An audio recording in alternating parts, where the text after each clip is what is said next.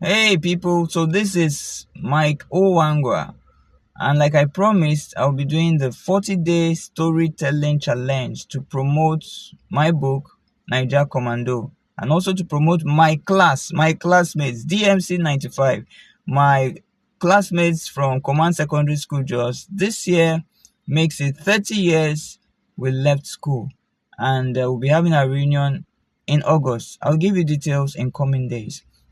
So I want to tell you about the Mantrap doors. Now, if you're in Nigeria, you'll be able to identify Mantrap doors easily. Mantrap doors are those doors that you have to pass through before you get into a bank. So they are security doors, and um, it doesn't allow more than one person in at a time.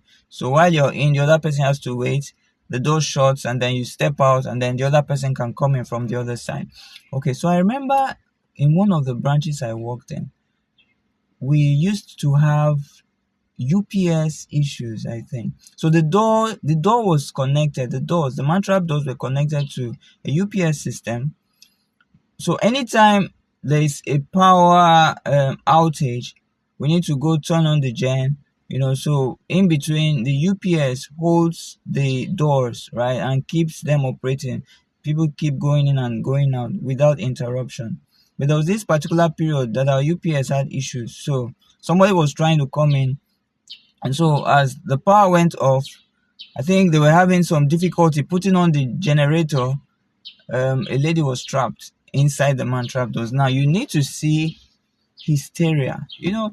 There's what they call claustrophobia, right? It's called claustrophobia. Yeah, where people are scared of closed places. Just imagine being confined somewhere, and then now you could see through the glass. She could see people inside the bank, and she could see people outside. But man, she went hysterical, trapped inside that door.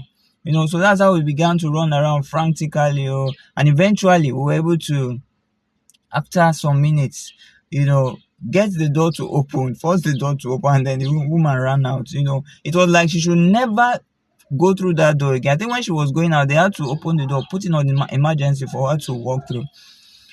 So now it happened one day.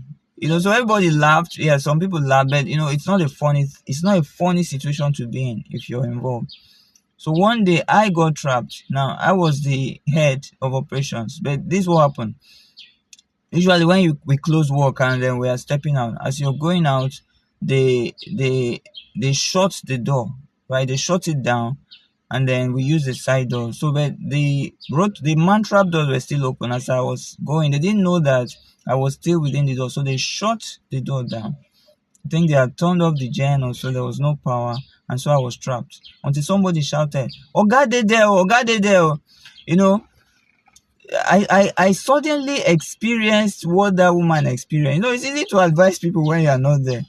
But one thing I told myself, number one, if you're hysterical, one of the things that will happen is that you suddenly feel short of breath. I don't know if anybody has ever been in that situation. Just put it in the comment section and tell me your experience. You suddenly begin to feel like you're losing breath, like there's no air. So I just told myself, guy, relax.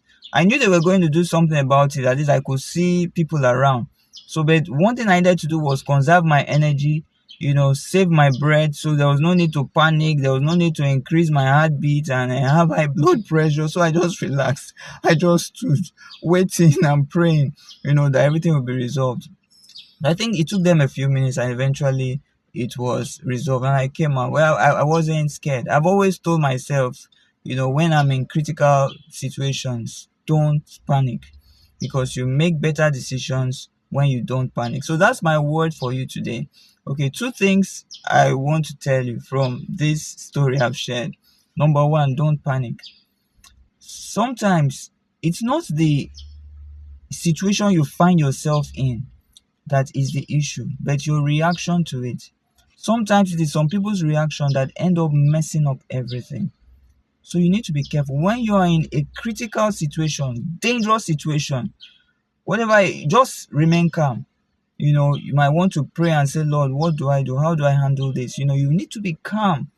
Don't panic, because most times when you panic, you will make wrong decisions, and then you are going to escalate things. You're going to complicate the situation. Please don't panic. Number two thing I learned from Mantrap doors, which I want to share with you, is this principle about when one door shuts, another opens. Or if one door does not shut, another will not open. Whichever one applies to you. So that the Mantrap doors, when you study it, as one person goes in and enters the door, the other person is waiting at the other side. That person cannot gain access until the door opens and this other person goes out. So I try to apply it to my personal life, and I saw it that sometimes the way God deals with us, if one door shuts, another will certainly open. So when your door shuts, what do you need to do? Just relax and wait. A bigger door is going to open. And when the door opens,